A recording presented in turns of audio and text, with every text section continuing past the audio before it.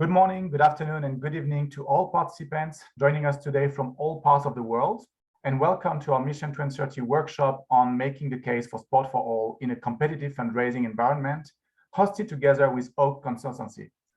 My name is Gaëtan Garcia. I am Communications, Marketing, and Public Relations Manager for TAFISA, and I will be your moderator today.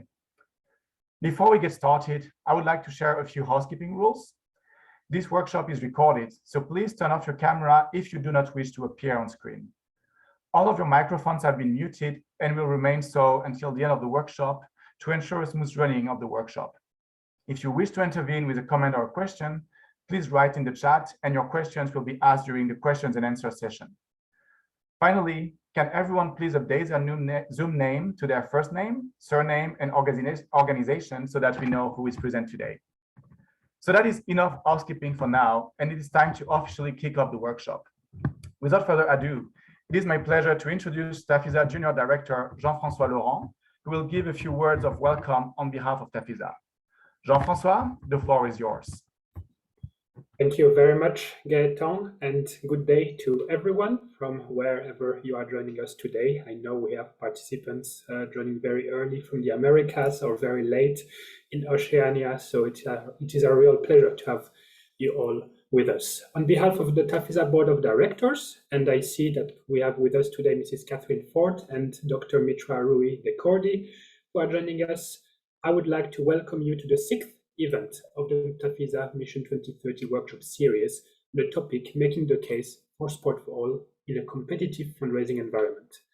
We are co-hosting this workshop like every other one with a very special partner, and I would like to mention once again today Oaks Consulting. We will hear a little bit later from Rahul Bissoonauth, who will give some words of welcome on their behalf. And today's workshop really initiates the second year of our Mission 2030 workshop series. The workshop series, as some of you might know, consists in tackling and discussing the 12 themes which make TAFISA Mission 2030 for a better world through sport for all. Today deals with economic impact, looking at how sport for all can impact the economy, and reversely, how can we mobilize the economy? How can we fundraise? How can we look at the environment which is around us to strengthen economically and financially sport for all? I'm proud to say that our workshop has so far, and including today, gathered more than 1,800 registered participants and more than 45 speakers from close to 100 countries worldwide. Our partners, besides Oaks today, have included Nike, the Liverpool John Moores University, IAKS, the International Association for Sports and Leisure Facilities, Transparency International, ITTF Foundation, and Sport Citizenship. More will come in the coming months. I would already like to thank all of those who have joined us in 2021. I would like to encourage you to watch the replays of the past workshops on our YouTube channel if you have missed them, and tell you that we are already very excited for the year to come. This is only the first workshop of the year, and the vivid debates that took place during the first workshops last year will help us to share good practices and also to review and to sharpen our Mission 2030, which will update for our upcoming TAFISA World Congress scheduled next June in Slovenia. Registrations are open to our Congress, by the way, and you might do this online. Now, what a better theme than the one we are discussing today to kickstart 2022 on an inspiring note. We all know that the precarious nature of fundraising in sport for development or in the sport for all movement is a significant problem which affects all of us, even more so since the COVID-19 pandemic started. And it is very often reported by TAFISA members from all over the world as a #1 challenge that they are facing on the way to achieving their mission, on the way to getting more people active in their everyday lives, on the way to reaching the UN Sustainable Development Goals using sport for all as a tool. Building capacity and promoting or developing sport for all at any level requires resources, which are often hard to reach. We require not only strong leaders and partners, but also to share, discuss, inform, and debate how we can continue to draw attention to the significant positive influence and contributions of sport for all towards societies all over the world. Creating bridges between donors and impact organizations at the grassroots level is key to the future development of our Sportful movement. And today, we would like to discuss with you and with our speakers how we can better prepare and market the Sportful movement and its stakeholders and its members to attract and sustain funding. I look forward to your contributions as participants. I look forward to learning from our speakers, and I finally like to thank once again Oaks for partnering with us today, as well as for their ongoing commitment to generating discussions by shining a light on the fundraising state of play across the sport for development and sport for sectors. Thank you very much. Thank you, Jean-François, for these warm words of welcome to everyone. And it is now my pleasure to introduce to you Mr. Rahul Bissoonauth, Director of Business Development at Oaks Consultancy, for some words of welcome. Rahul, the floor is yours. Brilliant. Thank you, Gaëtan, and thank you, Jean-François. What a welcome, and really great to have you all here today. Looking at the chat, there's some very, very interesting organizations and locations, far more interesting than myself, and being based in Birmingham in England, so but making me very jealous. But yeah, as Jean-François said, really excited to be here. Really interested in hearing all of your collective thoughts on the topic of fundraising. It's obviously a very competitive landscape, and so yeah, really interested in hearing kind of where your challenges are, where you think opportunities are, and sharing some of the insight that we at Oaks have gathered over the last 2 years. And just to say thank you also to the other speakers. Yeah, I think we've got a really great collection of organisations and case studies that you'll hear from over the next couple of hours that I think will really hopefully open your eyes to some of the practices that are taking place across the sector, some of the opportunities that you might be able to consider for your own organisations, and maybe reflect on some of the activities that you're doing. So yeah, that's it from me. Again, yeah, welcome to everyone, and hope you enjoy the remainder of the session. Thank you, Rahul, and thank you once again to you and to Oaks for partnering for this workshop. I think it's very valuable for us to have such a partner at our side for this today. Now for our first keynote of the day will also be Rahul again, but I will say a few words about your background, Rahul, if you wish. Rahul is an experienced commercial director with a successful track record on fundraising, business development, marketing, and strategy within sport for development, education, and the wider social sectors. He has board committee and chair experience through executive and non-executive roles at Oaks, the Football Foundation, and various award-winning charities, and leads on many complex strategy planning and fundraising projects, working directly with major organizations such as Laureus Sports for Good, UEFA, and the Lawn Tennis Association. Most recently, Rahul acted as the executive director for Magic Bus UK, the fundraising office for an award-winning international development charity working with over 400,000 children in Southeast Asia. So thank you, Rahul, for being here today for this keynote. And just to let everyone know once again that if you have any questions or comments for Rahul, please write them in the chat. And after his keynote presentation, we will have a questions and answer session. Rahul, thank you. Please go ahead. Thank you, Gaëtan. I might hire you to introduce me wherever I go. That's a very, very nice introduction. So can everyone see my screen? Let me just. Yes. Can you still see that? Great. Brilliant. So yeah, thank you very much, Gaëtan, for that introduction. Hopefully going to spend a little time today just talking you through some of the findings from a recent study we did at Oaks on fundraising in the sport for development and sport for all sector. I did have a nice slide to talk about myself. However, Gaëtan has already covered that, so I will skip right past that. But to give you, I suppose, a little bit of an idea around why we're here as Oaks today, and hopefully why we're interested in this area. For those of you who aren't aware, Oaks are a consultancy that works primarily in the sport for good sector. we work with, although we do also work in the education and charity sector as well, but we work with sport development organisations all around the world. We've been around since 2008, and we're all based actually in the UK, but like I say, our clients and the organisations we work with are all around the world, and I've spotted a couple of common names on the chat already. So yeah, as Gaëtan said, lots of organisations like Laureus, UEFA, Special Olympics, GB, Commonwealth Sport. So we've been supporting the kind of strategy and fundraising ambitions for these organisations for the past 14 years.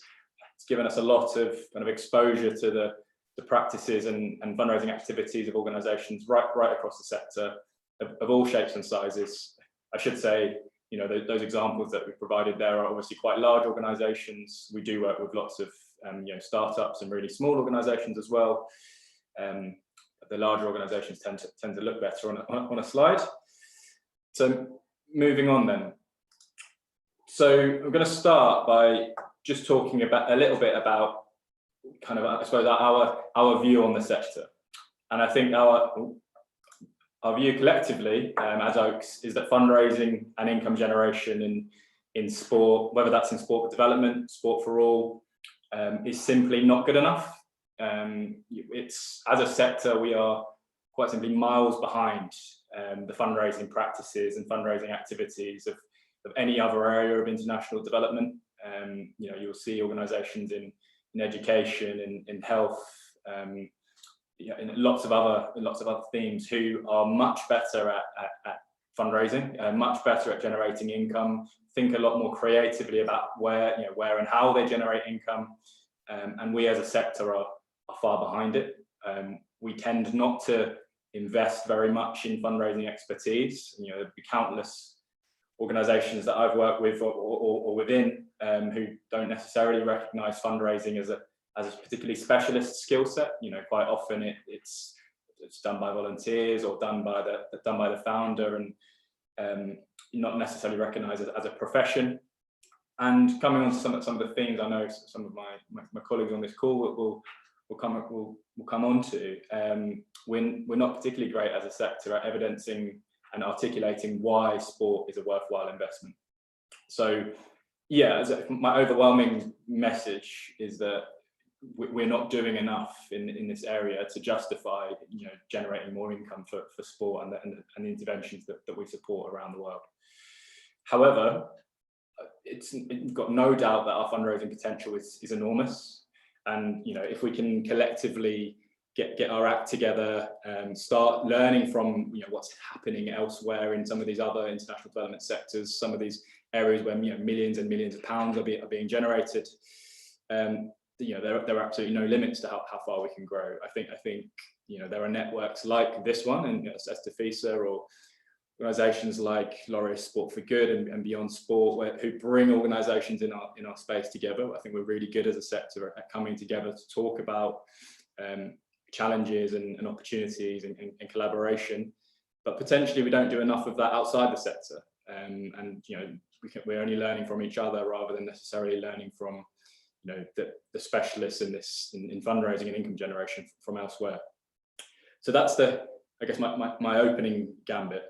But most importantly, I suppose is how do we know this? So why am I saying this, and why are we as Oaks mentioning this? So I think you will have seen, and Gaëtan I know has shared this with the membership over the past month. But at Oaks we partnered with Laureus Sport for Good, the international platform on sport and development, TAFISA, Street Football World, Beyond Sport as well. To first in 2020, we wanted to benchmark for the first time what does fundraising in the sport for development sector look like. So we saw that no one had done that. There was no clear picture really around what does a typical organisation in this sector do when it comes to fundraising, how much income do they generate, what kind of fundraising do they do, and most crucially at that time, what had been the impact of the pandemic on fundraising, and how long would that last. So we launched the first survey 12 months ago, the report, on that survey 12 months ago, and just over a month ago we launched the second iteration of that. We surveyed over 100 organizations, so 112 this year across 6 continents. And the ambition was to really analyze fundraising performance and practices, see what difference had, what impact had changed, what mechanisms, what activities were different compared to last year. Really interestingly, 66% of the organizations we managed to speak to were small, and by small we mean organizations with a turnover of less than $1 million a year. And whilst I think naturally, because of some of the networks I just mentioned and us as Oaks, there was a heavy weighting towards organizations based in Europe, we did get a good global coverage as well. So what I want to do over the next few slides is go into some of the highlights from that research and have a discussion about what can we learn from this as a sector, and what does this mean for us going forwards. So let's start with the good news. I think the good news this year, and if you asked me a year ago, there were very different stats and statistics, but the good news this year is that over half of organizations in our sector are forecasting an increase in income in 2022. So this time last year, this was only 25% of the organizations. So there is a general kind of buoyancy about the sector that the organizations are starting to feel good about their futures. Even more impressively, those organizations who are expecting to increase their income this year are expecting even further increases in 2023. So, these are big positive messages about where the sport for all and sport for dominance sector is going. Nearly, just over a fifth of organizations exceeded their fundraising target last year, and over a third of organizations beat their fundraising income from the previous year. So there is a clear message overall that the sector is trending upwards when it comes to fundraising. To look at that in a bit of detail. So this is one of the graphs in our report. Effectively, we're looking at 3 groups here. So on the left, we have those organizations who, when we spoke to them, they were forecasting reduced income this year. In the middle, those organizations who are forecasting an increase in income this year, and those organizations who are forecasting to kind of stay the same and remain stable this year. You'll see that on the left, just over a third of organizations who are expecting income to decrease do expect to bounce back next year. So it suggests that actually there's a bit of an overhang from the pandemic, that in this second year of the pandemic, but next year they're feeling pretty confident that they will be able to increase their income and bounce back to some degree. Nearly half, though, think that they will remain the same. So this is a group of organizations who are expecting to lose a lot of income this year, and then next year they're going to remain at that level. So something to bear in mind. In the middle, you can see actually, as I just said, that those organizations who are expecting an increase this year are feeling pretty confident for next year too. So, that's 97% of organizations who expecting to increase their income this year will grow, are anticipating that it will grow even further next year. So overwhelmingly positive on that front. For those organizations that are expecting to remain static this year and remain pretty stable, 42% of them think they'll remain pretty stable again. So that's no growth, but that's not the end of the world. They're still hanging around and remaining relatively stable, and over half expect to increase their income. So overall, from an income perspective, as I said at the start, the sector is in a relatively good place, feeling a lot more confident in the aftermath of the pandemic. However, it would be remiss to not cover some of the negatives from the data that we found. So for us, there are some real areas of concern. So as you'll have seen on that last graph, nearly a third of organizations are still forecasting a reduction in income this year.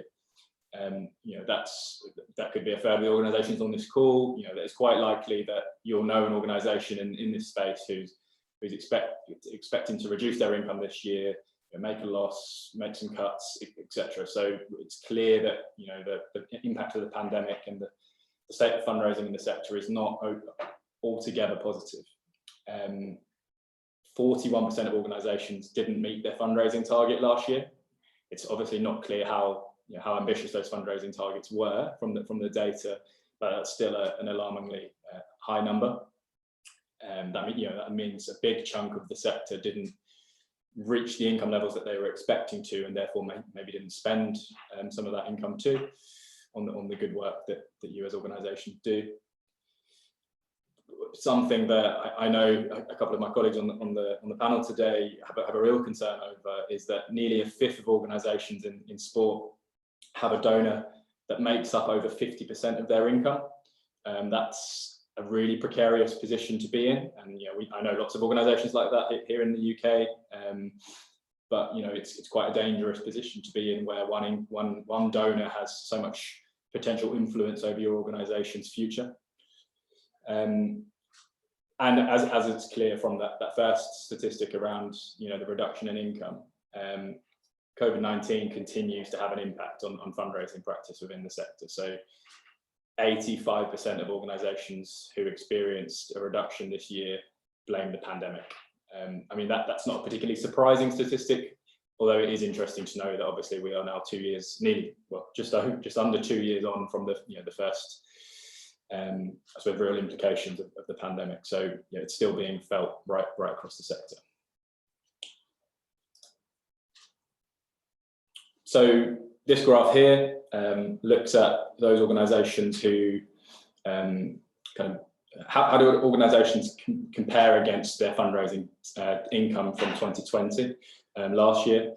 So you'll see here that whilst there is some good news, and that 35% of organisations did improve their income on the previous year, still just under a third of organisations didn't match their fundraising income from 2020 in 2021. What does that tell us? It suggests that actually in the first year of the pandemic, organisations had a better fundraising performance than last year for many organisations. So actually, could it be that the emergency response to the pandemic and the way organisations reacted to the pandemic and the way that the world was reacting to by increasing the amount of funding towards organisations in this space at that time,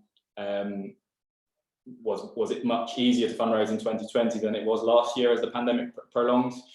I don't know, but it suggests that actually organisations are still struggling on that front.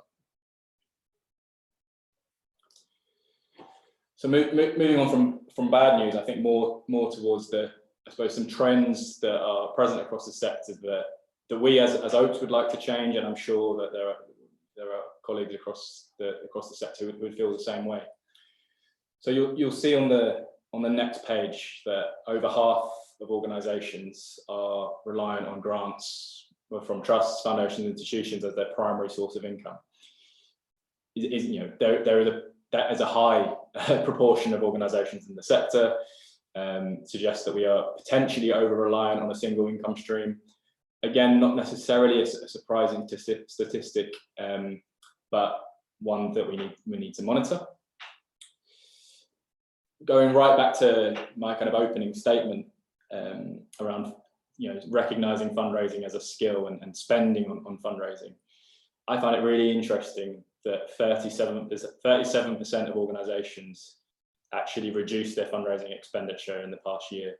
So in a time where you're expecting your income to reduce, where you're in a possibly precarious financial position because of the pandemic, over a third of organisations decided to stop or reduce their spending on fundraising, which is potentially where they would have found solutions to some of those fundraising challenges. Those organisations who did reduce their fundraising spend, only a third of them actually met their fundraising target. So suggests a kind of a real link between fundraising spend and your ability to fundraise.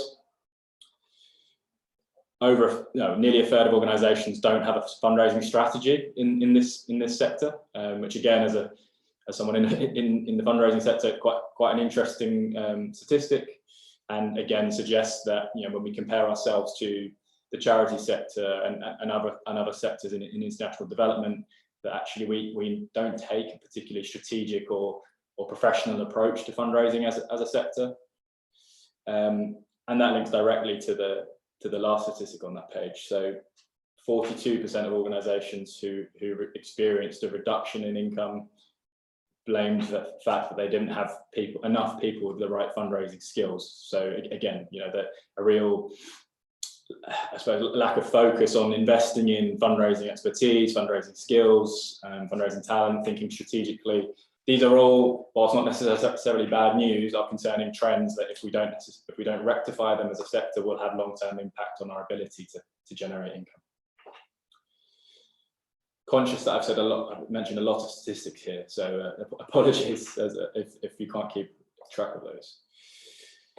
So on this page, really just to hammer home that those things I just mentioned. So you'll see on here over the last 2 years, where are the main income streams that organisations are reliant on across the sport for development and sport for all sector.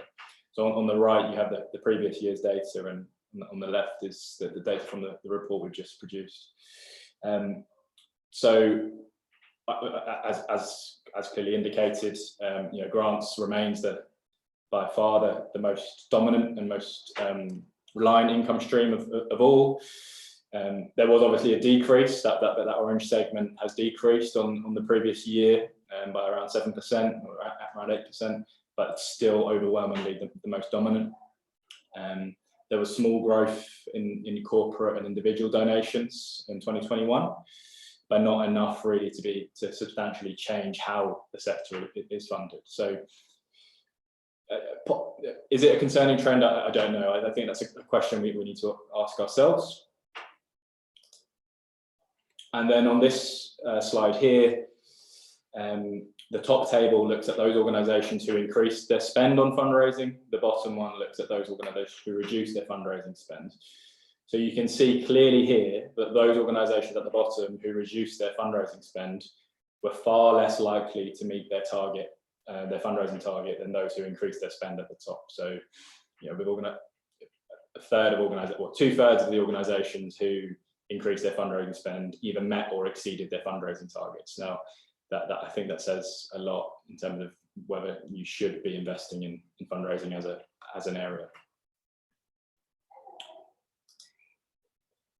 So enough of my negativity, I suppose, and my criticisms. Moving on to, I suppose, reasons for being optimistic about the future for the sector. So, despite everything I've just said, confidence right across the sport sector, sport development sector is high.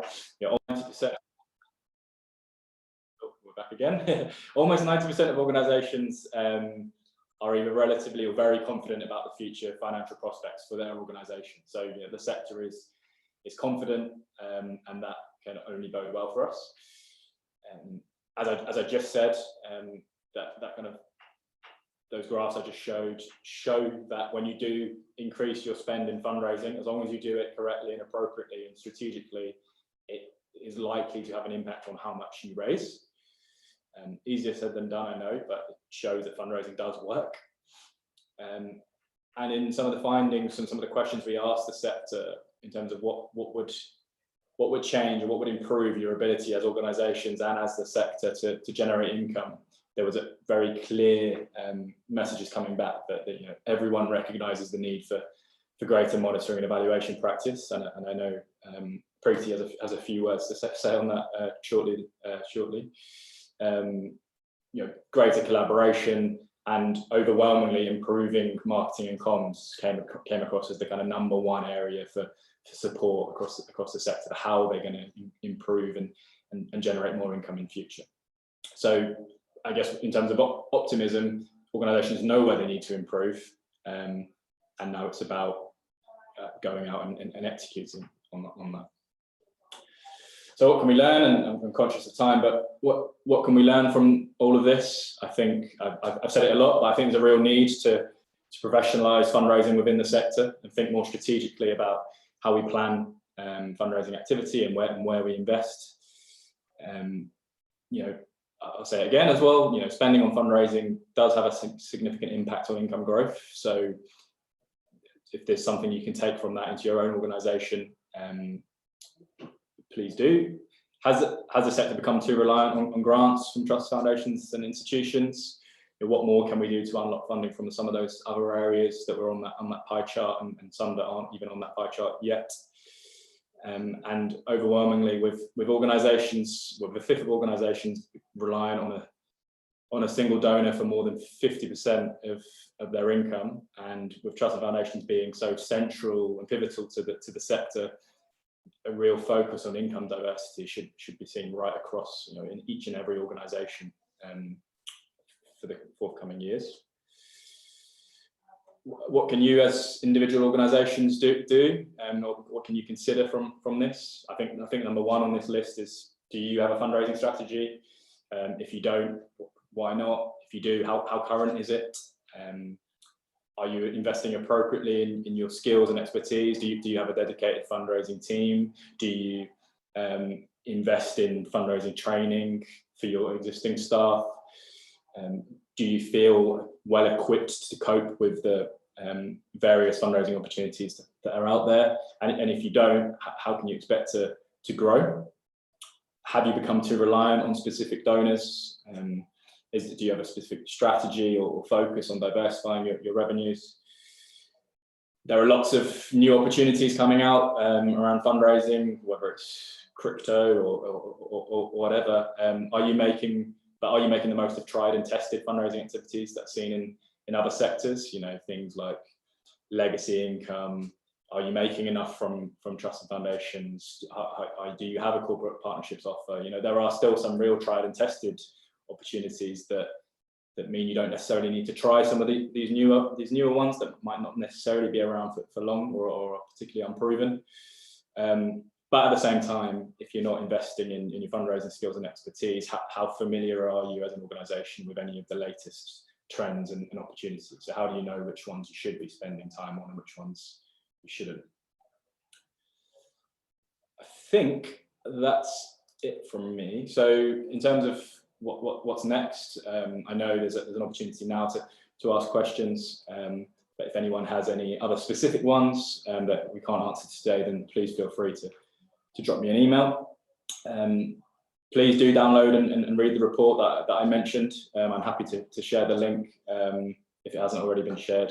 Can't see the chat currently, but there's lots more useful data in there. It's completely free for you to look at and consider in your own fundraising strategy. And then I'm delighted that TAFISA are actually joining us for a webinar on the 31st of March that focuses very specifically on grants from trusted foundations, to try and answer that question about whether we as a sector have become too reliant on grants. What can we do about that? Are there opportunities to actually continue to grow income in that space? And then later on throughout the year, we'll be focusing on some of the other challenges that I've mentioned around marketing and comms, and getting the views from outside of the sport sector too. So yeah, please join us for that. The details are on our website, and I'm sure TAFISA will be promoting it too. But yeah, that's it from me. Hopefully you found that interesting, and look forward to hearing from the others.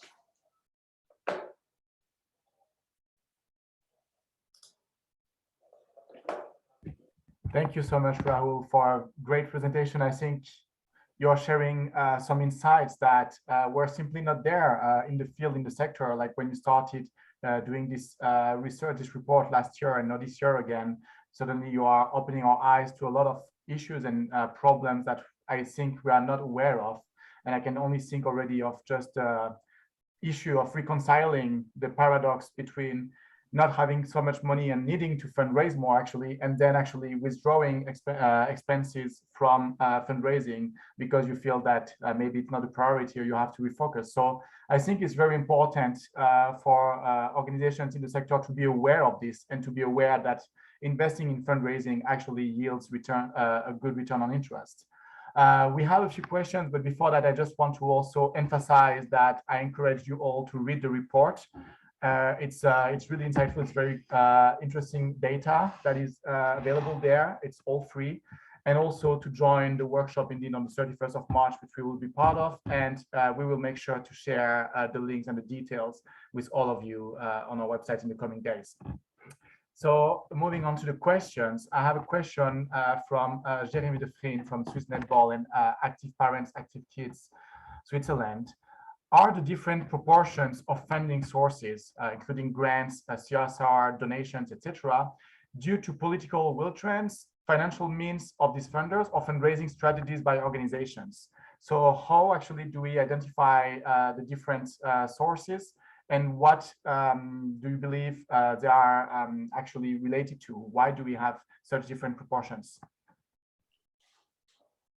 Great, thank you. No, that's a really good question. I think, unfortunately, I don't have the data to hand, but we did do a geographical comparison between organisations fundraising, continent by continent, and where are their main income streams come from. So you'll see that, for example, I think in Asia and South America, income from individuals and corporates, I believe, was higher than actually European organisations. So organisations in those sectors, in those countries and those geographies were more reliant on, or more likely to be reliant on corporate donors than organisations in Europe and North America. So I think there are definitely some geographical implications on where your income comes from. So there will be institutions in particular countries and particular geographies that are more likely to. There'll be some countries where there are more grant giving institutions, a greater culture for grant giving than others. There'll be some where I know, for example, my experiences in India where corporate CSR laws, certainly pre-pandemic, obviously influence the organisations a bit.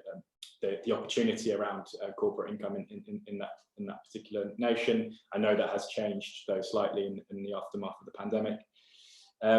So I mean there are a whole combination of factors that influence that. I think though overwhelmingly still regardless of geography, Trust and Foundations is the biggest investor in Sport for All, and I know we're going to hear from one of those grant makers shortly, but I see that there are still lots of Trust and Foundations out there who can be convinced to invest in this as a space. So even though it is the largest area of income, there's probably more that can be done there. But yeah, I think sorry to go back to the question. I think that there are so many different factors, whether that's geography, whether that is the charitable culture and giving culture within a country as well. And I know, for example, in North America compared to the UK, the giving culture is very different, and that's likely to be different right around the world. So it is completely dependent on the context in which you operate. But there are some clear trends that we should look at as well. Thank you. We have another question. Actually, we have several questions around the issue of professionalization of fundraising, which you mentioned is very important. So some people are asking, what are the specific fundraising skills that are important? And someone else also asking if there are some places where we can get affordable training. And I'm also thinking maybe affordable resources that you're aware of that would be accessible and available for organizations to tap into. Sure. I guess similar to my last response, it does depend on the geography and the context in which you operate. I think obviously the big ones are around Trust and Foundations fundraising. Considering how dominant an income source is for the sector, if you don't have specific experience within Trust and Foundations fundraising, whether that's bid writing, whether that's building relationships with funders, whether that's research and identifying potential opportunities, you're clearly missing out on what could potentially be a large income source. I think there are not too dissimilar opportunities around corporate. So again, around researching, prospecting, relationship building. But I think that the big one, and the one that comes out from the statistics, was around actually building a fundraising strategy and actually understanding what kind of opportunities an organisation should be looking at, because there is no one size fits all approach to fundraising. I think investing in someone or a group of people who have the skills and previous experiences of identifying opportunities to generate income review whether those are actually feasible for your organization, and then help you to figure out how you might go about actually bringing that to life. I think before you start going down the road of actually doing the fundraising and actually spending a load of money on a corporate fundraiser or whoever that is, I think there's that very initial step of actually understanding what it is, which fundraising opportunity is the right fit for your organization and your work. So I would suggest that would be the first step. In terms of identifying kind of the right training and the resources and guides, I mean, there are so many places. I mean, even on platforms like the International Platform on Sport and Development. I know Loris, Sport for Good, do a lot of capacity building around this area of work as well. I'm sure there are lots of others, and I'd be happy to pull together a kind of list of free resources and guides. But I think also looking at the charity sector, the NGO sector, there are lots of networks in that space where they do share free resources and guides that we don't necessarily look to in the sport sector, and because we don't see it as sport. Yeah, that's where I'd suggest. Thank you. Maybe one last question. I don't have more questions from the chat, but if you have some, please ask them away. And one from you, a small question. I know I don't think you have any data on this, but what do you believe would be the reason why in sport for development fundraising has been overlooked more than in other non-for-profit sectors? The main reason, I think really sport has a big question. I think really that sport has a perception that it doesn't, deliver the wider social impacts that some of these other obviously areas have long been really good at telling us about. So I think it's a marketing and articulation problem that we don't as a sector very well articulate what impact sport can have on things like the Sustainable Development Goals. Although I know a lot of work has gone into that, I think it's a lack of investment in marketing and comms, a lack of investment in fundraising. It's a lack of recognition of how important those things are to getting the message across that sport is worth investing in. I think it's also possibly a lack of flexibility around how we use the phrase sport. And I know David, you're going to come on to some of that in your own talk or from the Swedish Postcode perspective, but actually, how do we describe sport? How do we use the phrase sport in the context of sustainable development? We're almost sometimes too loyal to the word sport and the purity of sport when when other organisations are better at articulating how do they use their work to deliver on social impact. So yeah, I think lots of reasons, but the biggest one I think around a lack of investment in marketing sport for the sustainable development sector. Thank you, Rahul, and thank you for your intervention. I think this is it for now. And also thank you for actually providing us with a perfect transition to move towards case studies, as you already mentioned, one of your future panelists. So now we will start the roundtable session. And the way it will go, just telling all the participants here, we will have 4 panelists speaking one after the other, and we will have a general question and answer session at the end of all 4 panels. So please don't hesitate to ask all of your questions, and I will take note of them, and I will ask the panelists at the end of the roundtable session. So now allow me to introduce our next speaker today. So our next speaker is David Given-Sjölander. I hope I pronounced that well. He's the project manager and strategic lead for Sport for Social Change for the Swedish Postcode Foundation. David has extensive experience within sport and sustainable development, having worked directly for or supported a wide range of organizations, from local nonprofits and social entrepreneurs to national sport federations and the United Nations. As project manager and strategy lead Sport for Social Change at the Swedish Postcode Foundation, he has partnered with over 100 organizations and has developed the foundation's strategy on the use of sport for sustainable development. David has a master's in sport development management with a focus on international development, gender equality, and youth health. The Swedish Postcode Foundation is a beneficiary to the Swedish Postcode Lottery and provides support to projects that foster positive social impact or search for long-term solutions to global challenges. Since 2007, this foundation has distributed over 1.7 billion Swedish krona in support of more than 700 projects in Sweden and internationally. David, please go ahead. The floor is yours.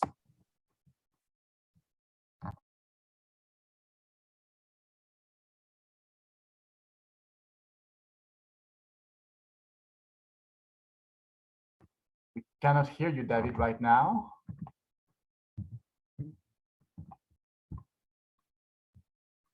No. It was working out there. Oh, yes, yes. We'll try this then. Working well Great. now. 1 second. Perfect. Yeah, so I was just saying you've done my entire presentation. I have nothing else to say, so we can just leave it there. Let me just share my screen, and as I do that, do the same thing we've done for 2 years and talk you through the process of how I'm trying to share my screen. So yeah, very quickly, I've kind of divided this into sort of three sections. I'm going to tell you a little bit about who we are as a foundation, tell you a little bit about why we started investing in sport and sport for social change, and then a little bit of what that means for the sports movement and from our perspective. And this is a difficult task to kind of speak about how we can convince others to join the cause and why a grant maker gives to sports movements. And I can only talk from our perspective. I can't speak for other donors, but I think a lot of the journey that we've gone through as an organization, a lot of the journey that I personally have gone through promoting the use of sport for sustainable development internally, some of those conversations, some of those barriers are applicable to how other funders will be thinking. So to start with, like, who we are, I mean, you can see a little bit here that we are fully funded by an organization called the Swedish Postcode Lottery, hence the Postcode Foundation. And the lottery has existed since 2005 in Sweden. And we have about 1 million players at the present moment. It's a subscription lottery where you play with your neighbors. And the surplus from the lottery goes to the civil society. So it was set up to fund nonprofits around the world. It's available in the Netherlands, Sweden, the UK, Germany, and Norway. And together, the Postcode Lottery it's actually now the 3rd largest private donor to the nonprofit, behind the Bill and Melinda Gates Foundation and the Wellness Trust in the UK. There's 58 beneficiaries from the Swedish Postcode Lottery, and as you can see, it's some of the big nonprofit organizations in the world. And what you'll also notice is that there is a distinct lack of sports organizations there as well. And I'll come into that as well when we come a little bit further along.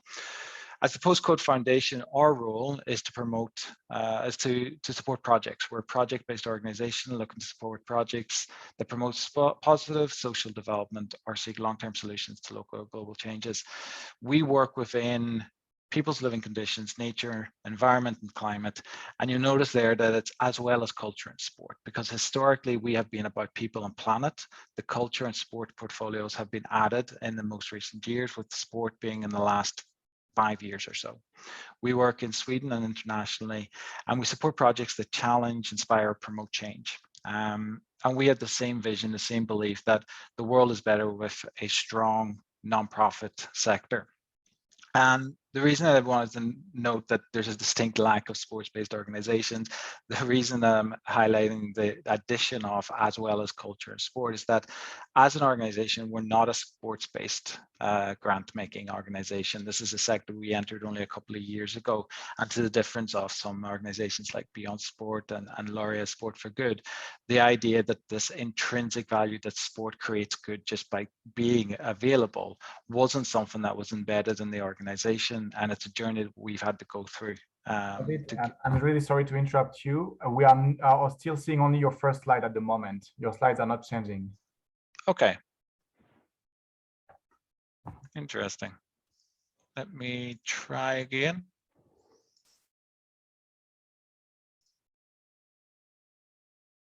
Is that better? Oh, yes, this is much better. Perfect. If I just change, let me see. Did it follow? Yes. Look at that. There's always one complete tech novice that is presenting. That's me today, so not a problem. I took that for the team. So a little bit about what we've done throughout the years. We as a foundation have been in existence since 2007, and over that time, as has been said, we've allocated almost 200 million euro to about 850 projects. And in terms of the number of applications, in 2021, we received 900 applications, with about 15 to 20% of those coming from sport or sport for social change organizations. Now, the reason that we now work with social change through sport, and you'll see on the screen there a definition, the intentional use of sport. And I think that first word is the key for us when it comes to why we support sport-based organizations and sport-based projects. It's when there is an intentional use of sport. It is incredibly difficult when assessing an organization's application where sport almost is the solution without any sort of intention around how it is creating the solution or how it is contributing to sustainable development. The reason we started funding, mostly because I wouldn't stop talking about it until we did, but the big reason is because as an organization, we saw that it was an underutilized resource that with the right stimulation, and this is a really important word, it can contribute to a better world on many different levels. It doesn't automatically do it, it can contribute, but again, it needs to be connected to that intentional use of sport. How we look at organizations, we have three areas: relevance, method, and effect. And you'll see sort of the definitions. That's tackling an issue, that it's in the interest of the wider public, that's communicable. We look at the method in terms of, does it use reliable methods? Is it designed by the target group? Is it potential to scale? Is it innovative? And then the effect, I mean, it's one of the things we look at when assessing. And the next slide will come in very much into sport for this. But is it going to have results? What is the potential to continue, and what is the ability to scale? Now, what all of this means to sport, and this is kind of the most relevant information, so it's a lot of kind of building up to the end slide around what this means for sport. And when you're motivating your project to a non-sport based foundation like ourselves, you got to connect it clearly to a development agenda. It's not enough just to say sport makes a healthy society. You got to connect it to what is it within the sustainable development agenda that you're linking that to. When you're speaking about sport and mental health and well-being, it's not enough to paint a picture about the current situation, and we all know the situation. It's a horrific situation. It's only going to be worse with lockdowns. It's not enough just to say sport is going to fix mental health and mental health issues. You got to really look at how is it doing it? What is it about your intervention? You also got to connect it to the foundation's agenda. Look at what it is that they funded in the past. Have they funded sports-based organizations in the past? Then you can build on that. Have they not? Then you should go from the perspective that they're not a believer in this idea that sport has an intrinsic value that can contribute to global development. You got to sell in, why is sport a valuable tool and how does it create that platform? When you look at what the role of sport is in the project, I mean, is sport the solution or is sport the platform? And that's a really important definition. And you got to be really clear about where you're placing sport in your program so that you're clear on whether or not the sport in and of itself and the intrinsic values of having social connections, of getting people active, of getting people doing things together as a community. Is that where you're putting the bar, or is it that you're looking to go deeper and sport is merely a platform?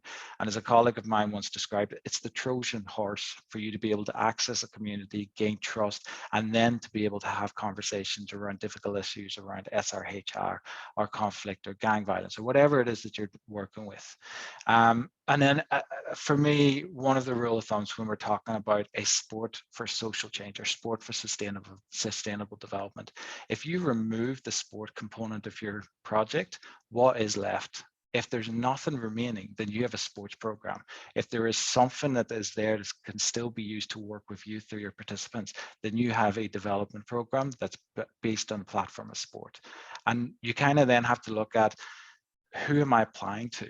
If I remove sport and there's nothing left to my programming, then maybe applying to the Swedish International Development Agency, who has no portfolio on sport, isn't the right kind of donor for you. But maybe a Swedish Postcode Foundation might not either. But maybe a Laureate Sport for Good or Beyond Sport or a sport-based program supporter is a better option for you. So it's about being critical as well in terms of where we can get funding. Then the final one, and I'm not going to embarrass myself because there's someone speaking directly after who's an expert on impact measurement, but what is the effect of your project? What is it that you're expecting? And we got to go deeper than just storytelling, but we can't either just rely on sort of data, hard data. We got to combine that. We got to find, like Kim was out of the Oaks consultancy report, we got to find a better way to communicate and market what it is that we do. And that's a combination of the storytelling that a lot of the sector has been built on, and the more deep impact measurement that's been going on for a number of years now, who that a lot of organizations have really come along with. That quote at the very end of the slide there, it's something I think is really, really important to think of whenever we're talking about sport, because as we all kind of hinted at, we can be quite evangelical around the role of sport. We can be sport fixes everything, but it doesn't. It can, but it can also create harm. And we need to, it's not a secret ingredient that turns interventions into outcomes. For them to work, they work in for some people in some places at some times. And this is something that if you've ever heard Ben Sanders from Sport and Dev talking, he talks about this time and time again. And we need to be cautious about this idea that sport fixes everything. It can, but it needs to be done with intention. And when it comes then to how we get other people engaged, I think if we can connect it stronger to the development issue, if we can stop being so evangelical around sport and identify a sport the solution, or sport the platform. And then something that came up in the Oaks consultancy as well, that 30% of respondents said that the need to improve marketing and communications was key, with 47% of those mentioning that educating people about the social benefits of sport for development was key within that. That's something we need to have a conversation with. And are we as a sector not doing enough, or as donors not listening? And honestly, I'd say it's a bit of both. We haven't done enough to position sport as being more than just a game. We've gone too heavy on that we do sport and that fixes everything. We need to change the perspective, and we need to lead with what it is that we deliver on a development agenda issue, while selling in that our niche and our unique value proposition is that we do it through sport, and that creates a unique platform like very little else does. That was it. Thank you very much. Thank you, David, for sharing your perspective. And I think it's quite interesting to have the perspective of an organization that is not specialized in sport in the first place, and to see how sometimes the sports sector or some of the organizations in the sports sector might fall for some issues that we need to tackle. And I know, for instance, I really like this sentence when you say sport is not a secret ingredient that turns interventions into outcomes, because I know that I myself, and I'm sure some others in the room will share this sentiment, I have fallen to to this issue of sometimes wanting to preach almost evangelically, as you said, the power of sport universally, and maybe indeed it's interesting to have a different perspective or to change our approach. So if you have any questions for David, please ask them in the chat. And as I mentioned earlier, we will ask all of the questions at the very end of the round table. Now I'm happy to introduce our next speaker. So the next speaker is Preeti Shetty from Upshot. She's the CEO of Upshot. That's a tech social enterprise that helps other 1,000 nonprofit organizations measure the impact of their work, both in the UK and internationally. A well-respected figure, particularly in the sport for development space, Preeti was named one of the sport industry group Next Generation Leaders in Sport. He's the director of London Sports Trading and Brentford Football Club, and the vice chair of Street Child United. So Preeti, please go ahead. The floor is yours. Hi, everyone. It's great to be here. I love that quote, David, and I want to know who it's from, because I think all of us need to have it up in our office space to remind us that that is a true thing. I'm just going to share my screen, and hopefully you guys can see that. Fab. Great. So In a similar vein to David, I guess, I'm going to kind of break this down into who we are, talk a bit about how you can use evidence of impact to make the case for yourselves and for the sector more broadly. And then David led me on perfectly to how we can tell our stories, both using data as well as the anecdotal stuff that we do quite well. So to kind of kick off, I guess, I run a tech startup called Upshot. We're basically a monitoring, evaluation, and learning system. We were originally built by the Football Foundation, which is the UK's largest sports charity, back in 2009, very much because we as a funder wanted to understand the difference we were making. We were giving money away to organizations of different sizes, large sports clubs, small volunteer groups. We would ask them for an annual report. We would get this report back and it would say, we're engaging with 1,000 kids this year. That's great, but so what? And it was really that so what question that we were trying to answer. But we felt like it was unfair for us as a funder to put all the burden onto our grantees. And we had a role to play to help them collect better data, to help them understand their outcomes, to help them answer the so what question. We also knew we wanted to use technology.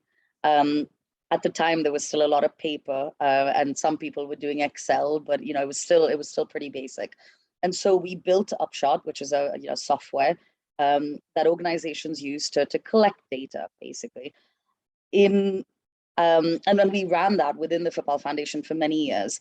Our growth was very organic. We started to talk to other funders, other sport organizations, to delivery staff, to CEOs, to project managers, and they kept telling us the same thing. Our funders are asking us for different things. We're struggling to collect data. We don't know how to tell our stories. It's just outputs and not outcomes. And so we ended up building a business effectively, where we license Upshot to any third sector organization that wants to use it. Last year, we became a social enterprise because we work with many more organizations all over the world, just over 1,000, and they're all completely different. Some are big sports federations, some are tiny volunteer-led sports groups. We also work in public health, the criminal justice system, education, a whole range of sectors.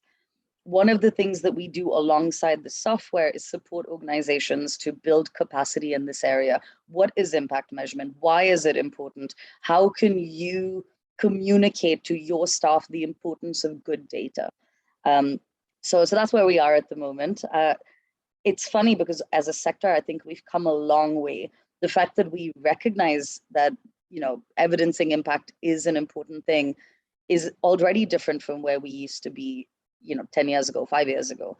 But as Rahul said, we still have a long way to go because we're very disjointed as a sector. Everyone's doing it in their own way and everyone's doing it in a silo. And what that's not letting us do is tell a complete story of how sport can be used as a tool for development.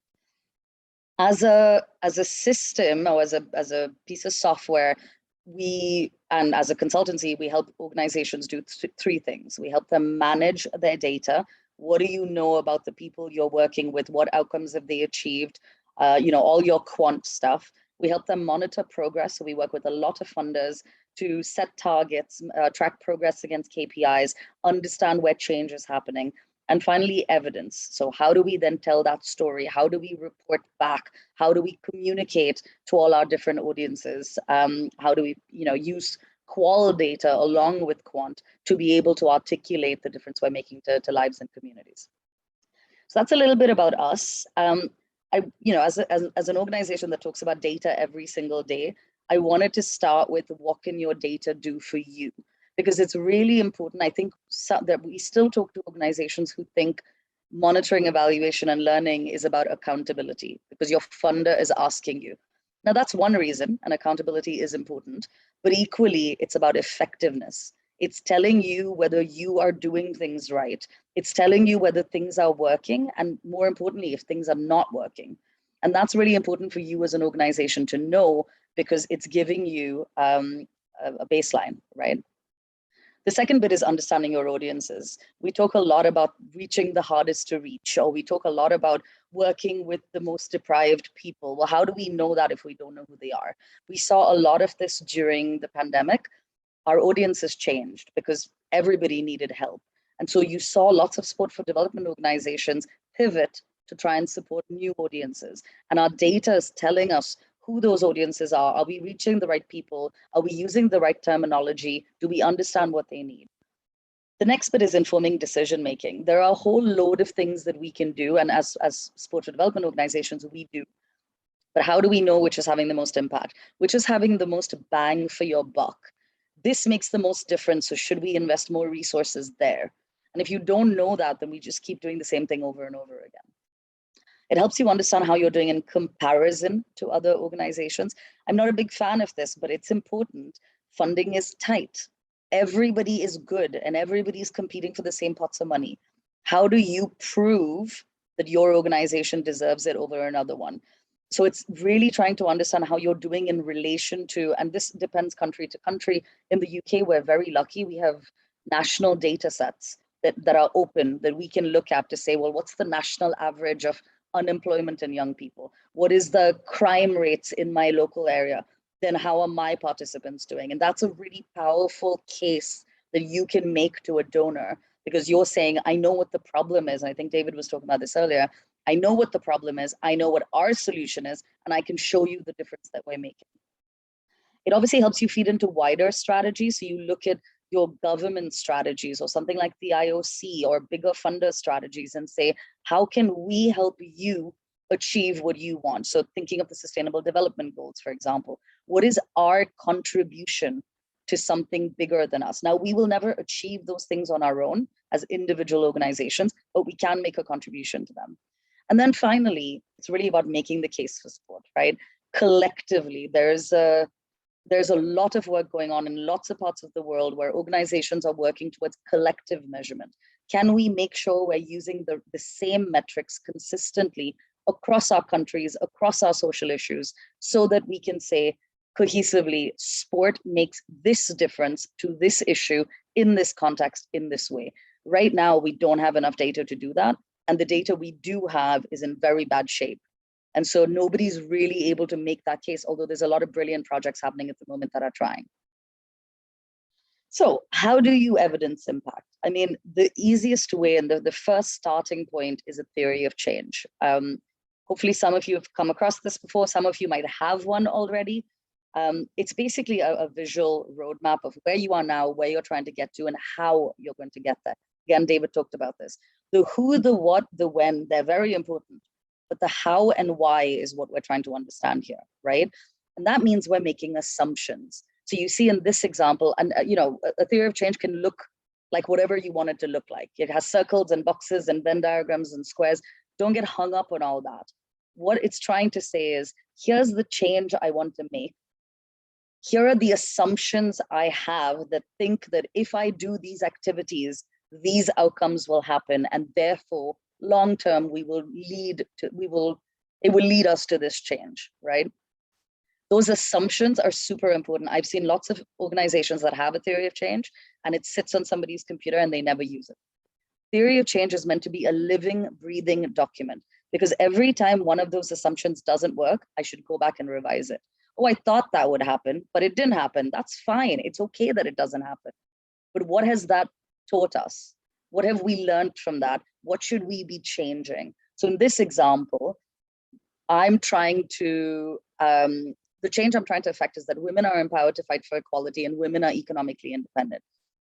I think that my assumption is by skills, knowledge, and support, we will get there. So my activities on the left in the circle here, I think that if we do financial literacy skills workshops, we provide childcare support, mentoring, and rights training, we will get there. But what I'm doing is I'm saying exactly how I think we'll get there. Then I collect data. And if my data is saying we don't get there, great, I go back and revise it, right? But your theory of change is telling your funders, you have a plan. You have thought this through. You have taken the time to consult and talk to people and understand how you will affect change and mapped it all out. This is a really powerful tool when you're trying to get money, because it's showing me that you're committed to using sport as that driving force, right? So once I've done my theory of change. I have a strategy, a vision, a roadmap. Then what? Then you start collecting data, right? Because that's what's going to validate whether this is right. So planning your data collection is probably the most important part of this puzzle. Now, we've just talked about what are we working towards, because your theory of change will give you your outcomes. We know what we're delivering, our activities. Then we need to start thinking about what does success look like. So those would be your indicators, your targets, right? This would be conversations with your funders around what does good look like for us? Well, 12 months from now, what would we want to see? 3 years from now, what would we want to see? But then you start thinking about, well, how are we collecting this data? And we see a lot of organizations who only collect what they can rather than what they should. And so there's plenty of organizations that have lots of data, but their data isn't what they're trying to do. And then it becomes overwhelming because there's too much data and then you don't know what to do with it, right? So how are you collecting your data? Who is collecting your data? Because again, we're reliant here on coaches, on volunteers. So do they have the tools? And then the most important piece, what are you going to do with the data? Because there is no point of you having all of this if you don't have a plan on who you want to report back to, why you want to report back to them, how you're going to present this. This is probably the most important piece, because it's all well and good you doing all the work and collecting all the data and possibly running an amazing project. But if you cannot prove it to me in the way that I want to see it, this isn't helpful. So when you're doing this, think about the kinds of data. There's many different types of data you can collect, right? Participant data will tell us who you're reaching. Attendance data will tell us whether people are coming regularly or not, right? Feedback data, it's telling us whether things are working or not. Outcomes data is the change that we're seeing in attitudes, behaviors, skills. And then finally, impact data. This is long-term. You're not measuring impact data on a day-to-day basis. That will be the culmination, the effects of all this other data you've collected. Over a period of time, are we seeing sustained change, right? So lots to think about here, but just taking the time to do this thinking will put you in a really good place when you start, and Rahul said this earlier, if you're going to a trust and foundation, especially now, they expect to see this. They expect to see a measurement plan. They expect to see a theory of change. They want to see that you know what you're doing because they're investing in you. And putting that all together then is how you develop your MELD strategy. Now, this is a Venn diagram because it's not a thing you do once. It's a thing that you have to do cyclically. It's a cycle. So we've talked about determine your current position. We've talked about develop your strategy. Set yourself goals. Now this one's very important. This is the time that you start thinking about, and the collaborate piece. Who can we talk to? Let's talk to our beneficiaries, our funders, our staff. Let's get all the information that we can, because that will help us set our goals. Your conversations with your funders shouldn't just be about metrics, shouldn't just be about targets. It should be about what you are trying to achieve as an organization. It should be about your outcomes, not just your outputs. Then use that. We've talked about monitor, measure, evidence. That's your day-to-day MEL impact measurement piece. Review, analyze, because you're constantly what is my data telling me? So what? So what? Those are the questions you're asking yourself. And then finally, communicate and share. And Rahul is right, we do this very badly as a sector. We actually do really good stuff. We just don't communicate it very well. And so how are we then shouting about the good stuff that we're doing? But equally, we talk about this a lot as an organization. How do we talk about our failures? Because things aren't always going to go right, and that's okay. We're not celebrating incompetence, but we are saying we work in difficult contexts, and sometimes we will fail. How are we being open with our funders, with our partners, with our staff, with our beneficiaries about the things that aren't going well? And the reason for doing that is so we can learn from it and make sure we don't do it again, right? So what you get, and then you all over again. So where are we now? Do we need to change our strategy? Are we setting different goals? Have we talked to everybody again? So you're just going around in a circle with outcomes always at the heart of it. But at the end of the day, data is just data. So I talked to you about the different kinds of data. It means nothing if you just put it all in one place, right? You have a whole load of data. It's not telling you anything. But as soon as you start to sort it and arrange it, and then you present it visually, right? You can see it's starting to make sense. It only really means something if you explain it with a story. So this is what David was talking about. Data on its own, very boring and no one's going to read it. Just your story, very lovely, but it has no robustness to it. What we need is both, right? And the way to think about this is think of your audiences. Your funder wants to know something completely different than the media does, that your board does. Everybody has a different objective. So what you need to be looking at is map your stakeholders. Who is interested in which bit of our data? Oh, the media would love that story, but our board wants to see the numbers, right? Our funder would probably like a combination of both, but also how are we feeding back to our staff? And so what do you need to communicate? It's all the stuff we just talked about. What's the problem you're trying to solve? What are you doing to address it? What does that achieve? The so what question. How do you know that's your data? And how are we learning and improving? How will we be better next year? If something has worked, how will we replicate and scale? If something hasn't, how can we tweak and adapt in real time, right? And so finally, just to end with that, storytelling really is, it's a combination of data, narrative, and visuals. We're very lucky now. There's loads of free software that you can use to make something look pretty. Visuals are processed so much faster than a load of text or an Excel table. So think about your reporting, think about how you're communicating your data and your results. You want to be engaging, you want to have that narrative, but you also want to give insight with your data, right? And you want to explain what's happening because not everybody understands your context. So you put that all together, and that is how you really make the case, because you're giving somebody an insight that they don't have already. That's it from me. Hopefully I didn't overrun by too much, but thank you all for your time.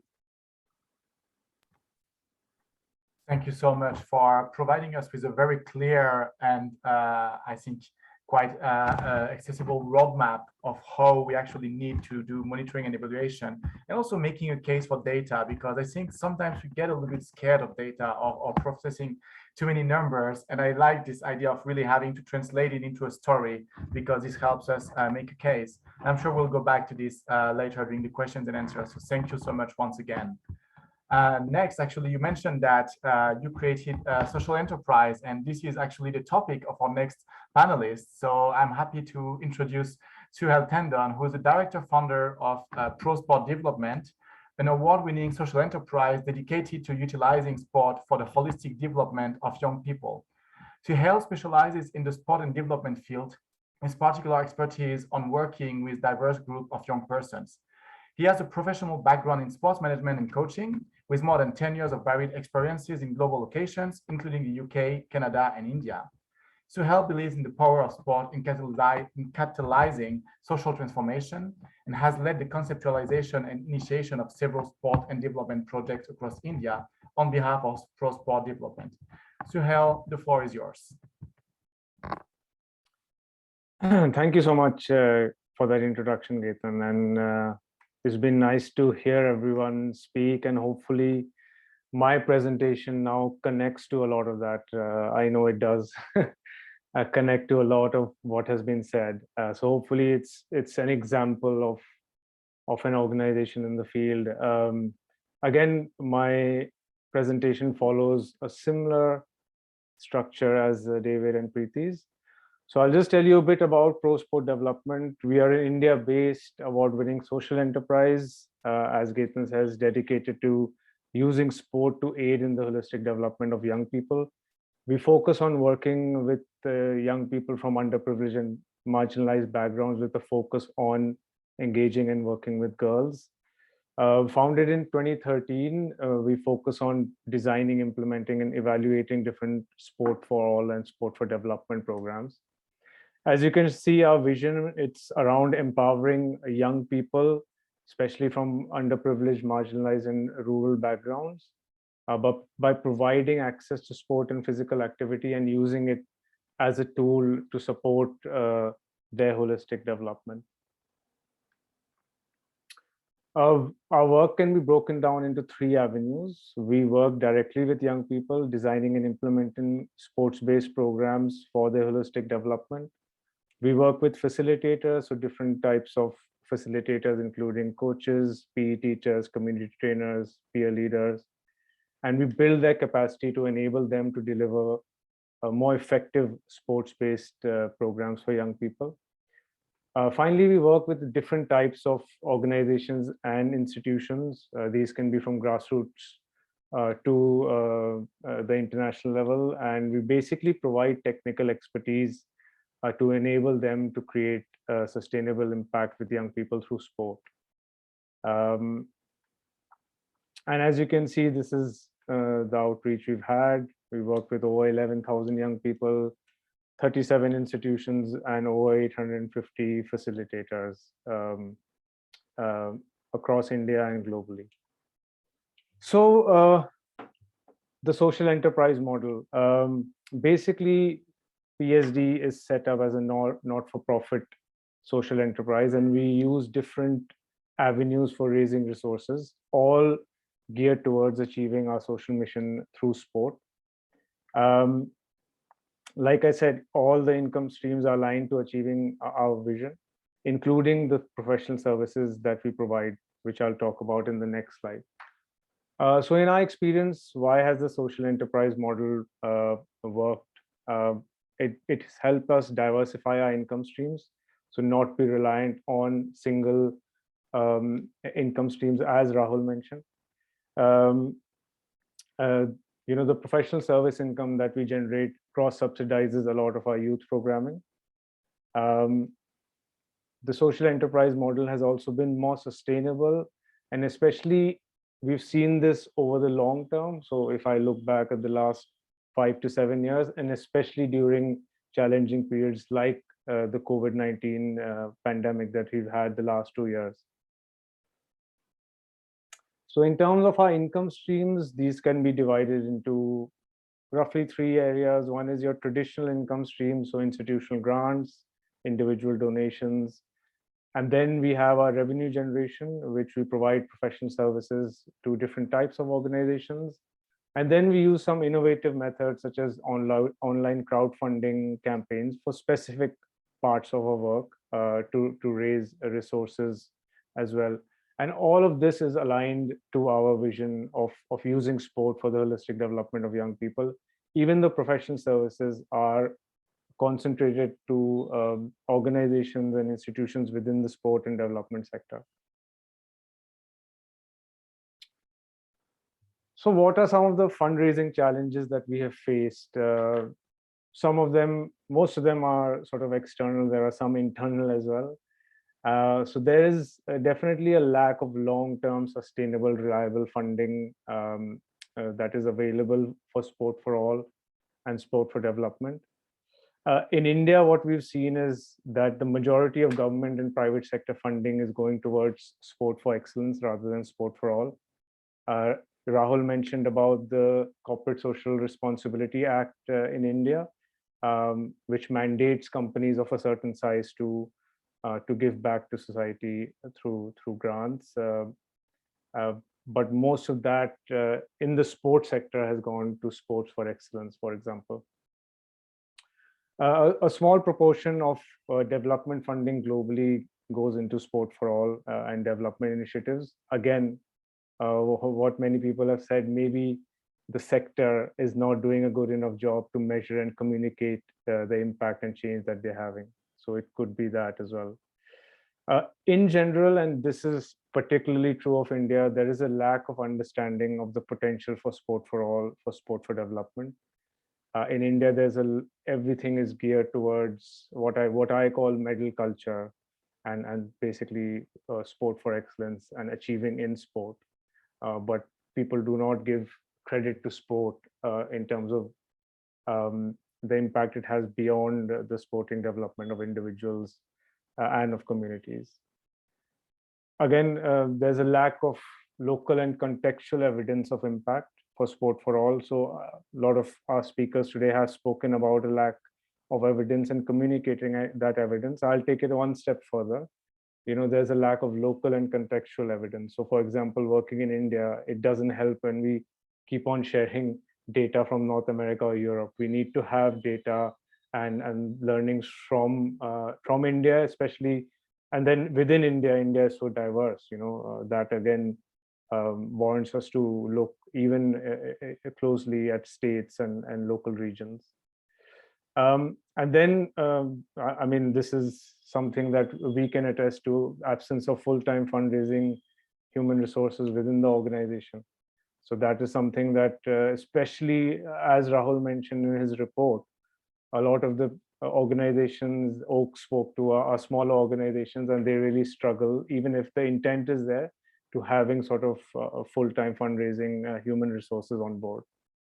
So the social enterprise model that we have taken up has helped tackle some of these challenges, but they continue to persist, especially in the last couple of years. So what has been our learning? Firstly, the social enterprise model can sustain impactful work in the long term, especially through challenging periods. Case in example is the COVID-19 pandemic. During this time, our social enterprise model and our sort of service delivery piece really helped us get through tough times when institutional funding was reduced, and it was more towards immediate COVID-19 issues. And this is my second point, is again, a lot of people have mentioned this. So operationalizing a social enterprise requires combining development approaches with business practices, as this helps to amplify impact, scale, and sustainability. The communications and marketing piece, I think, is clear. Many of our speakers have spoken about that. And in the last 2 years, specifically during COVID, we've really seen merit in diversifying our income streams and not relying on a few sources. We've got through the pandemic because of our diverse income streams. I know many other organizations who have struggled because they have relied on one stream too much. Another thing that we have come to understand is to build and maintain relationships with key funding stakeholders, and these do not need to be individual donors or grantors, but also those whom we provide services to as well. And they've really come to our fore, not just in terms of fundraising, but also providing other types of learning, training, support as well. And the last point may seem quite obvious and has been mentioned by other speakers, but we need to dedicate time and commit human resources specifically for income generation functions. And this is something that we've been doing at PSD as well, slowly but steadily, given all the challenges. So I'll keep it short, and thank you for listening in, and hopefully this connects to the previous speakers and what they have said as well. Thank you so much, Suheil, for introducing how the journey of creating and funding pro-sport development. I think it's very interesting to see how there's a different approach to the traditional system of nonprofit generating income through foundation grants and other institutional funds. So I think there will be a few questions in that regard during the questions and answer session. And now for our last but not least panelist of the day, it's my honor to introduce Nicole Matuska from Women Win. Nicole Matuska is the US Director at Women Win. She has been working with Women Win in various capacities since 2011 on a range of projects and programs, both in the US and globally. Currently, Nicole has taken on the strategic lead of global learning and resource design at Women Win, supporting implementing partners and other stakeholders across both Women Win brands by facilitating collective and collaborative design and development processes of tools, workshops, and other resources that move the sector forward. Graduating with a journalism degree from Northwestern University in Chicago, Illinois, Nicole received a Fulbright scholarship in 2006 to study women's football and ended up staying 10 years in the country working with local and international organizations using sport as a tool for girls and young women's empowerment. Nicole, thank you for being with here today. The floor is yours. Thank you so much, Gaëtan. Can everyone hear me okay? Been having problems with my computer. Awesome. It's such an honor to be here. Thank you so much for inviting Women Win and and allowing me to speak. The Oaks report was fascinating on the state of fundraising, such an incredible resource, I think, for the sector. So we were really excited to see that and read that. And again, too, thank you for the panelists. Your presentations, I think, were really enlightening and, again, really valuable for this space around fundraising in the sector, considering the times too with COVID and kind of now this strange post-COVID, still COVID world we live in that we're trying to figure out. So I'm just going to go ahead and share my screen. Is everyone able to see that? We're good? All right. So again, I'm representing Women Win. We're a global multidimensional women's fund that's guided by a future where every girl and woman exercises their rights. So we're really focused kind of at the intersection of gender, girls' rights, sport, empowerment, leadership. And a lot of our fundraising as well as our funding, because we're a funder, kind of looks at that space and works with stakeholders in those spaces. So I'm the US director, but also am the global director of our Girls Initiative, which is the specific initiative that uses sport to empower adolescent girls and young women around the world. So Women Win, just to give you a little bit of background, we were founded in 2007 and really started out as kind of a traditional funder in the space. I think our first call for applications back then, when really sport for development and investing in sport as a tool for women's empowerment was pretty nascent, was pretty new. We had maybe about $10,000 US to offer for regrants. And I think we got over 200 applications and realized very quickly that there's so much interest and so much incredible work happening globally in women's rights through sport that we had to just go beyond being a funder and a donor and expand into other ways. And so we did, in terms of supporting with capacity building and development. We increased our technical service provision for organizations, supporting them with their monitoring, evaluation, and learning work, supporting them with their own fundraising, creating sustainable fundraising sources. So we did a lot of investment in grassroots organizations on the ground, apart from just funding. But our funding did grow as well. As a funder, we expanded our portfolio of implementing partners and acted as a pretty traditional funder. We'd put out call for applications, or we'd scope in a region for new implementing partners based on the funding we were getting, from corporates, from bilateral donors, from individuals and foundations ourselves. So we were doing fundraising and then doing the funding. And we would make the decisions as to which partners got the money, how much. We would, provide, request pretty standard monitoring, evaluation, and learning, plans, reports that we would then feed back to our donors, apart from our, capacity building support. And then COVID hit, and we, used COVID as an opportunity to reevaluate how we were doing our funding and our philanthropy. And at first it was scary. I mean, COVID for everyone in this space really kind of shook the foundations of what we do, and the state of sport and development was a huge topic, and trying to make the case for it at a time when people were having health, when we were in a health crisis. Basically, how do you prioritize sport and keep funding for sport? And so we kind of reevaluated our approach. We started going through a decolonization process internally, really thinking about ourselves as an organization and our processes, and how we were creating equity, with our relationships with our implementing partners, and kind of trying to give them, more power in terms of how funding is used, trusting them more, and supporting more spaces for them to learn, not just report back to us the outcomes, but really using monitoring, evaluation, and learning as a space for learning between our partners from different regions within the same region. And really trying to, what we call democratize our approach and create more participatory models for funding and grant making on our end. And we also knew that we had to do something quick, because gains for women's sport were really being rolled back due to COVID. There was, so much had happened in the past 10 years for women in sport and empowerment and development. And COVID, you could see all those gains just quickly disappearing. So we knew we had to act quick. And so that's when what I'm going to kind of tell you a little bit about today was the birth of the Onside Fund, which are funding new solutions to advance gender justice in sport.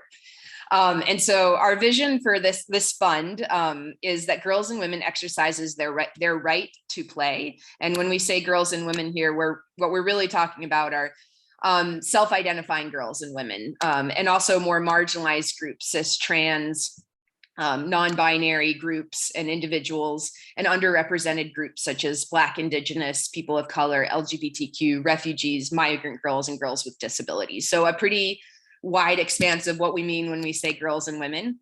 And our mission is to drive a sustained cross-sector feminist movement that reimagines and transforms sport, really trying to achieve that gender justice for all. And so I'm just going to skip over this one because I want to get to kind of the foundation of this. Is what we tried to create in this fund was really not a new model, but a more participatory and democratized model of funding.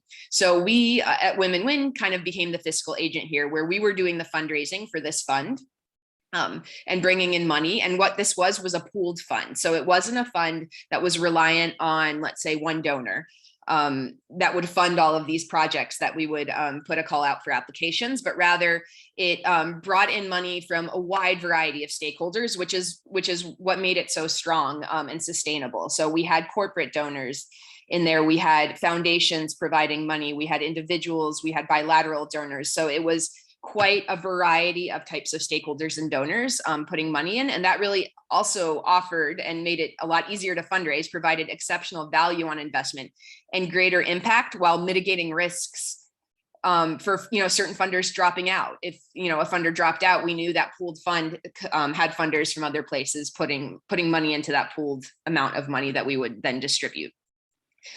This fund also was designed in a participatory grant-making fashion. So again, instead of Women Win making decisions once the call for applications came in, we really shifted the power and shared decision-making to the girls and women who are actually receiving this money. So our decision-making as to who received the funding was made by regional peer review panels.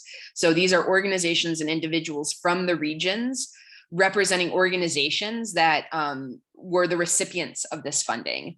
And for example, recipients of the first round of funding would then serve as peer review panelists for the second round of funding, making decisions as to who would receive the funding, as opposed to Women Win making those decisions as kind of the fiscal agent. So this, again, improved the use of the funds. These organizations and individuals making these decisions knew the context of the organizations applying. They knew the on the ground situations. They knew the nuances of what these organizations were doing far better than Women Win does. And there was enhanced accountability. So these organizations, we're very close to these organizations in the sense that they were from the same regions, that they were from the same networks. And there was kind of this joint accountability that could take place once the funding was released. And this was also a shared governance model of funding. So collective decision-making around the direction and vision of the fund and how it was how it operates and was designed was made by a group of advisory committee members who, again, represent different individuals from the sector, from different regions around the world. So Women Win, apart from acting as the fiscal agent and managing the money as it came through from donors and then went out, we had a very small piece to play in terms of designing and developing and moving the vision forward of this fund, which was really held by, on this next slide, you can see by the advisory committee members of OnSide who represented the different regions that this funding was going out. And, the committee really acted on principles around transparency, openness, inclusive space and diversity, visionary and innovation, and the idea that, this was a learning process and a journey, that this was something that was building a movement, not just funding individuals for a year or two. And so quickly, just a little overview of the grant making. So priority was given to groups that were led by girls and women under the age of 30, and groups that were serving the most underserved communities, and groups that had meaningful leadership, where women and girls had meaningful leadership roles. And the beauty of this fund, for us at least, in terms of this participatory and democratized model, was that the application was extremely simple. We know that a big barrier for organizations around the world applying for funding often is that you have to be a native English speaker to apply for some of these grants because the application processes are so arduous. So apart from investing in having multiple languages available to apply in and write applications in, which, which needed investment on our end to have people who could actually read applications in Arabic or in Spanish or in other languages, in Portuguese. So that was an investment on our end, but also ensuring that organizations, even at the most grassroots level, who maybe have the disadvantage in the sense that they don't have English speakers on staff for some of these processes, could now apply because they are doing incredible work. It was completely unrestricted funding. So apart from maybe our more traditional program investment that we do with other donors, this fund was completely unrestricted. We did not require organizations to tell us what they were going to use the funding for or how they were going to use it. It was really around building trust and knowing that organizations on the ground were doing the work and are experts in the work, and they know the best way, whether it's investing in their staff for that funding or investing in programs or whatever it is, or investing in marketing and communications or fundraising as an organization with this funding. For us, we had to trust that they were going to use it to advance their work. And that was a key tenet of this. It gives freedom for groups to determine their own priorities in that sense, and reinforces that, local organizations and experts have the knowledge and expertise and strategies. I know I'm probably running out of time. Anyway, our first round, we had over 800 applications. We ended up funding about 30 of those. And since 2020, when this fund launched, we have done 2 cohorts and we'll have a third coming up soon. And it's over $500,000 of funding that went out to these groups, ranging between $2,000 to $10,000 US dollars individually. And it also, individuals could apply for this. So advocates, activists in communities who are individuals working in the space were also eligible to apply. So I'll stop there because I'm sure I'm running out of time, and I would love to leave room for Q&A for all the organizations. So thank you so much again, and I'm more than happy to answer any questions. So. Thank you so much, Nicole, for presenting the way you are working with girls and with the on-site funding process and system. I think it's very interesting, and it brings also a very different approach to what we've shared today. So I think it's very complementary with the approaches of the other panelists. So now I'm happy to move towards the questions and answer sessions. If you have any questions for any of the panelists or even speakers, please ask them in the chat now. And I will start with the first question I've seen in the chat, which was for Preeti. Who do you think could be the most effective human resource to implement good monitoring and evaluation of impact? Is it the project manager, or what other specialized skills and time resource do we need to make sure that we can have a good impact evaluation? Yeah, it's a really good question. We've started to see organizations have their own MEL officer or their own impact measurement teams. We believe everybody should be responsible for impact measurement. The problem with having a specific person is everyone else thinks it's not their responsibility, but it is. Every single one, everybody in your organization plays a role. So and you don't need specialized skills for it. You just need an understanding of why it's important, because often the people who collect the data on the ground, they never see it again. They give it to somebody above them and it goes in a report. So it feels like it's not making a difference. Whereas actually closing that feedback loop back to your staff and saying, we collected this data and here's what it's telling us, helps them become better, right? It helps them deliver better. It's that effectiveness piece I talked about. So I don't think you need specialized skills, but you do need to put time and resource into champions. And so the more people you have within your organization that understand the impact measurement space, that love it, that get the benefit, the more you'll be able to push that down, across your organization. Thank you. I think that's a pretty clear answer. I have a question for our 2 grant makers here, for David and from Nicole, one after the other. As grant makers, you have a very powerful tool in your hands that allows you to set the agenda, I believe, towards what you should prioritize or where your funds would be directed to. How do you use that power or that tool as a way to set the agenda, and how does this fit with the values or the principles of the objectives of your organization?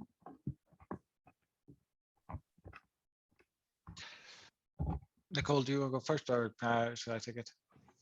Go ahead, David. I also, my audio went out a little. So if you could repeat quickly that question, Gaëtan, I apologize. No worries, maybe that was on my side then. I was asking, I believe that grant makers have a very powerful tool in their hands to set the agenda.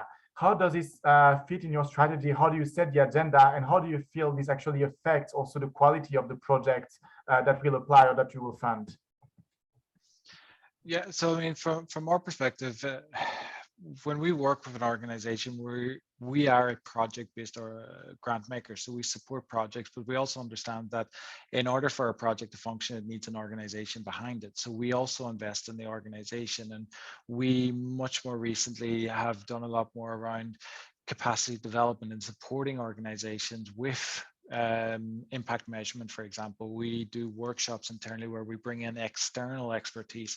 Just last week, we actually had a conference for our sport-based partners around the idea of sport being an on-tap force for good, around communicating impact, and brought in 2 expert organizations that work both with impact measurement, but then also communicating impact and how we can better do that as a sector. So I think, yes, we set the agenda in terms of supporting projects, but I also think we have a responsibility as well to support organizations on that development path. And I know Women Win, who, funnily enough, we actually work with as well, they do a phenomenal amount in this space. And as a Postcode Foundation, we don't have the capacity. We have 200 projects ongoing throughout the year. So we don't have the capacity to give hands-on support to all of them. That's why we work with organizations like Women Win, and in the past like L'Oreal and Beyond Sport, to give that deeper funder plus model that their experts are doing.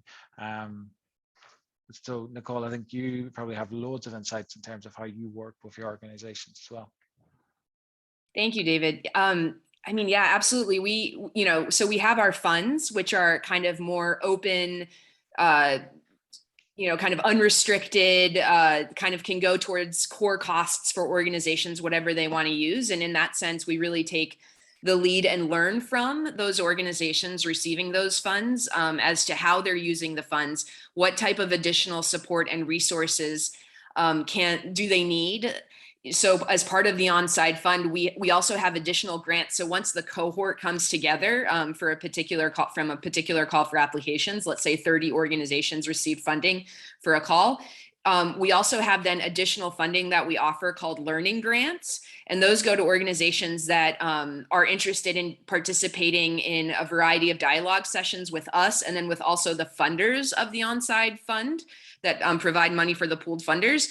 And that it's a way to honor, these grassroots organizations. Oftentimes, as a donor or a funder, we feel like we're just kind of extracting information from them, and think that they should offer it to us because we're funding them. And these learning grants are actually honoring that, they're providing time and their expertise to give us information around how they work, what they're doing, and supporting them to learn from each other, which is our kind of biggest objective there. So a lot of our, agenda is really set through those learning grants and those learning hubs that we create, or that we help facilitate on different platforms for those organizations to learn from each other, and then connect them to the resources beyond just the funding that we offer to build and develop themselves. And then we also do project-based support as well, similar to what David said, supporting specific projects. And again, with those, that we really try to listen to the partners and to the implementing partners who are doing the work to understand what they need. And in the same sense too, we offer a lot of different capacity building support. So not only just funding, but we offer support in developing MEL systems, monitoring and evaluation and learning systems. We support organizations in diversifying their funding. So we try not to, for any longer than a year or two, be a sole funder of any organization. We do not want to be in that position. And we work our hardest to help them get other funders to make us less than 50% of their funding as soon as possible, because we recognize that that's completely unsustainable and not a good position for any organization to be in. We support organizations on their safeguarding journeys. Basically, whatever they identify needing support with, we try to do that internally or connect them with funding and resources to do it externally from other places in the space and sector. So I hope that answers the question.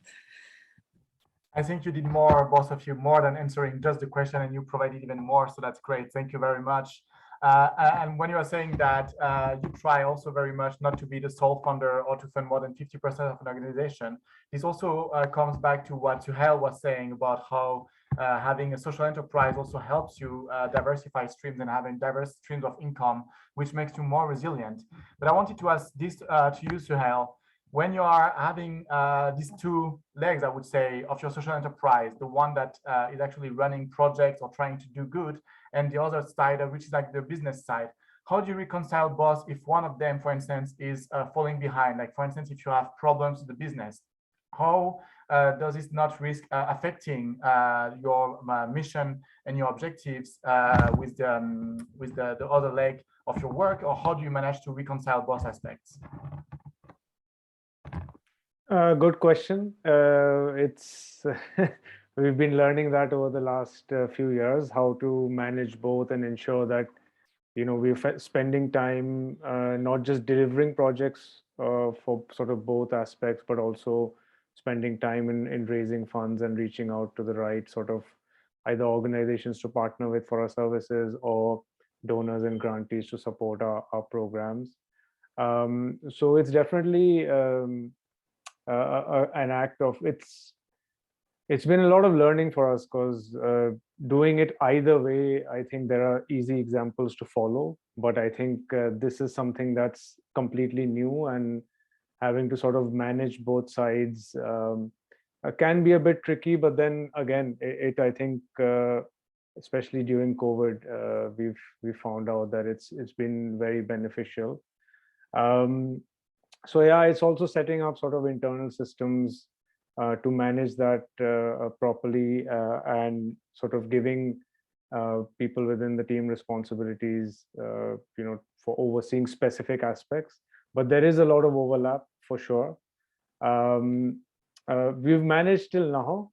There have been times when sort of like right after COVID hit, a lot of institutional grants, sort of private donations sort of dried up, because a lot of it in India especially went towards the immediate impact of COVID, and we sort of did a lot of that as well. And that's where sort of some of the excess from our service income actually helped us to take our programs online. So taking our programs online wasn't easy.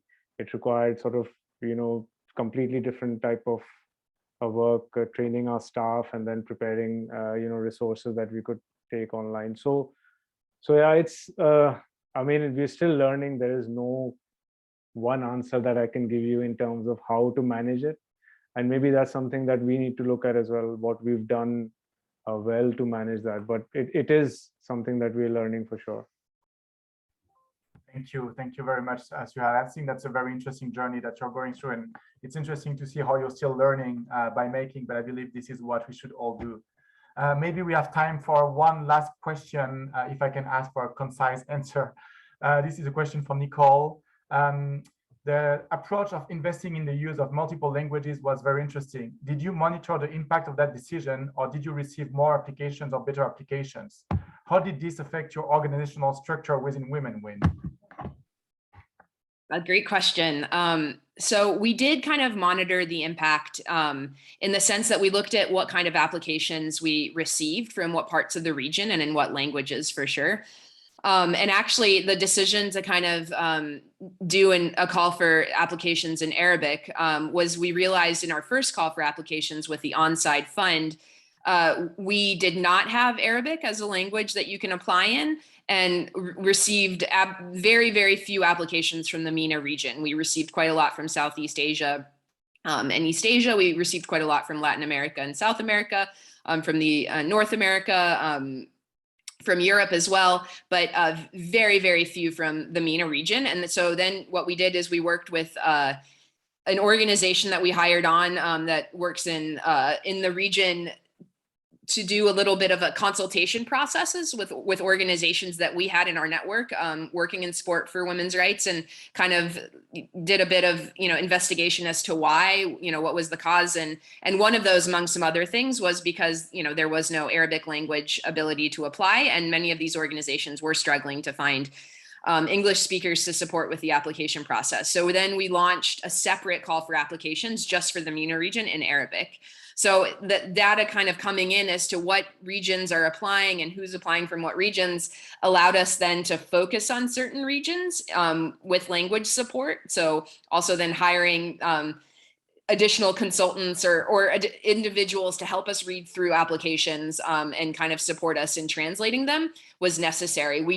We have a couple of Arabic speakers on our staff. We're quite a global international staff, but we invested in hiring a certain short-term support for reading those applications to ensure that we were not only just translating, but also understanding the context. I think just translating from one language to another sometimes doesn't give you a full picture. So really understanding the context of those applications is really important for us as well. So. Thank you very much.